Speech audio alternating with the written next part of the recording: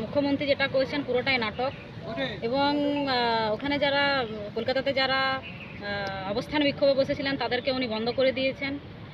মেলের মাধ্যমে পুলিশের মারফত মেল পাঠিয়ে সেই যে অবস্থান বিক্ষোভ করছিলেন যারা ডিএ প্রার্থীরা, চাকরি প্রার্থীরা, তাদেরকে উনি বন্ধ করেছেন বসার জন্য। তো উনি ধর্ণা দিচ্ছেন। এটা পশ্চিমবঙ্গের মানুষের ভাবার বিষয় যে মাধ্যমিক পরীক্ষা চলছে, যে মাধ্যমিক পরীক্ষার প্রশ্নপত্র ফাঁস হয়ে যায়, সেই নিয়ে কোনো কথা উনি বলছেন না এবং উনি মাধ্যমিক পরীক্ষা চলাকালীন ধর্ণা দিচ্ছেন, সেখানে শাউটিং, স্লোগান এসব করছেন।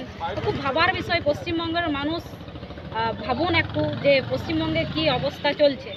উনি যে বিষয় নিয়ে বলতে চাইছেন যে কেন্দ্র বঞ্চনা করছে, তার আগে উনি বলুন তো এই পশ্চিমবঙ্গে ভুয়ো জব কার্ড কত পাওয়া গেছে?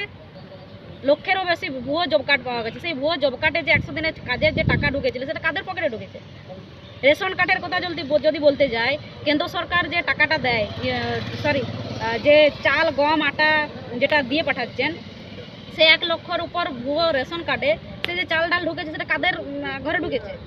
এটা মাননীয় পশ্চিমবঙ্গের মুখ্যমন্ত্রীর কাছে আমার প্রশ্ন। এই তো গতকালকেও আমাদের জল জীবন মিশন নিয়ে যে প্রকল্প, স্বপ্নের প্রকল্প মোদিজির, সেই প্রকল্পে 100 কোটি টাকা দেওয়া হয়েছে।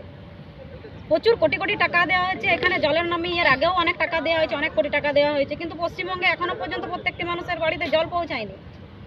এবং জল পেতে গেলে টিএমসির নেতা হতে হবে, টিএমসির ঝান্ডা ধরতে হবে, তবে সেই বাড়িতে জল পাওয়া যাবে। আমার সালতোড়া বিধানসভার এই কথা বলি একটা, সেখানে আমাদের 5 জন মুসলিম ভাইয়ের ঘরে তার আগের বাড়ি, পিছনের বাড়ি জল পাচ্ছিল, কিন্তু মাঝের 5 জন যারা বিজেপি করে, যারা ভারতীয় জনতা পার্টিকে সমর্থন করেন, সে তাদের বাড়িতে জল পৌঁছাচ্ছিল না। সেটা আমি বিধানসভায় তোলার পর ওনারা সঙ্গে সঙ্গে দৌড়ে গেছেন রাত্রিবেলাতে। খুব ভালো জিনিস বলার পর সেখানে কাজ হয় এই পশ্চিমবঙ্গে, বলার আগে পর্যন্ত এনাদের চোখে পড়েন না। এই হচ্ছে পশ্চিমবঙ্গের নীতি। আর উনি যেটা করছেন পুরোটাই নাটক করছেন, এর থেকে বেশি কিছু না। মুখ্যমন্ত্রীর এই ধর্নার প্রতিবাদে আপনারা কি কোনো কিছু করবেন? দেখুন, উনি মুখ্যমন্ত্রী, উনি সব কিছু করতে পারেন, কারণ উনি যেটা এখানে বলবেন পশ্চিমবঙ্গে সেটাই ঠিক। আর আমরা এতটাই অবধ না যে পশ্চিমবঙ্গে মাধ্যমিক পরীক্ষা চলাকালীন কোথাও শাউটিং, স্লোগান, মিছিল, মিটিং বা ধর্ণা করবো, এটা আমাদের নীতিতে আসে না।